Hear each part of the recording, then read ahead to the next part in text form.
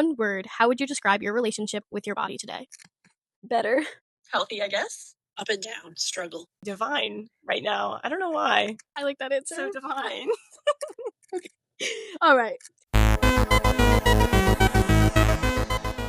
Okay, guys, today we're going to be talking about authenticity and body image in social media. I interviewed a few people ranging from my two roommates to my sister and my mom. First, we have my sister Jules, who's 27 and grew up with a variety of social media, dating all the way back to MySpace. I asked her first if she felt like there was a balance to social media. I don't know that there necessarily is one. Like it's fine and it's entertainment and it's good to connect with your family. But it can be like very consuming of your time, of your mindset. Next, I had a conversation with my roommate Sophia about whether influencers had a responsibility to be authentic in their media. It's just important to be mindful, like they have to know that their audience, like they can see the demographics of their audience, so they can see who's watching. They can see if it's young girls or older girls or whatever. It doesn't really matter the age, honestly. But I feel like if you're an influencer, like, yeah, you should be mindful of how you're portraying yourself and like that you are being authentic and like, I don't know, I guess being a good role model. Yeah. Following this, I asked my other roommate about whether she felt like growing up with social media has negatively affected her issues with body image and how different that is from previous generations. It was definitely hard, like, growing up with social media because, like, there are a lot of, like, fake things, and even, like, now, I feel like a lot of, like, influencers, even though, the gym influencers I follow, I like when they show, like, "Oh, this, like, is not real life," and they show, like, the poses they do and everything, and they're like, real bodies, like, don't look like that, and they'll show just, like, their bodies relaxed. So I think, like, that helps a lot, but also, even, like, thinking, like, before social media, they, like, still had magazines and stuff, and everyone was, like, really skinny, and, like, feel like the same thing that happens to social media today, like, happened in the different generations, just in, like, different versions. But I do feel like social media can be, like, very toxic for body image and, like, our perceptions of ourselves.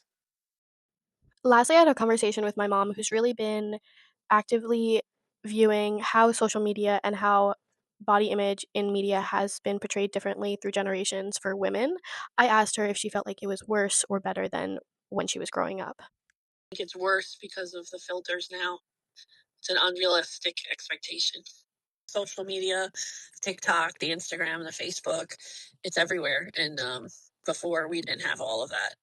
It was just magazine covers and magazine layouts and catalogs. And they're all, and before they were airbrushed.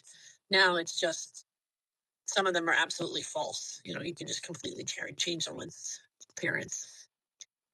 Following this, we had an interesting conversation about how aging is portrayed in the media currently. I don't know. It seems like a whole nother job. Like nobody ages gracefully anymore. It's like frowned upon. And if you do let yourself just age gracefully, then you're looked on as if you like gave up on yourself. Social media is not just for young people. Now everyone's on social media, including older people. And, they are still bombarded with all the same images that those young people are. To conclude my podcast, I asked each interviewee, what do you wish people, especially young women, understood about body image that social media does not show?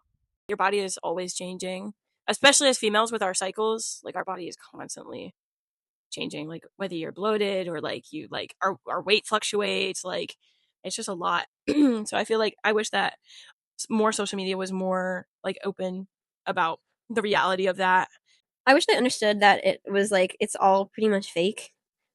Because on, like, social media, and this, like, isn't just with body image, it's also, like, people's, like, lives and stuff, because I think a lot of people feel like they're behind just because on social media you wanna portray, like, this amazing life that you have, so people are only gonna post, like, the highs of their life. Like, you don't see all, like, the downsides of their life or any negatives that, like, they come across. So I think it's just, like, a false perception of people's lives, and then that's also with, like, body image. I feel like kind of just, like, need to be more real, and then if someone doesn't like your body, like, that's just on them, and that doesn't matter. Like, the only person that needs to be comfortable with you is you, you know?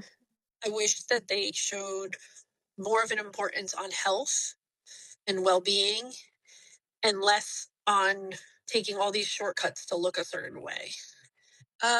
Something that I've learned the most difficult way possible getting older is that like your body and your weight fluctuates.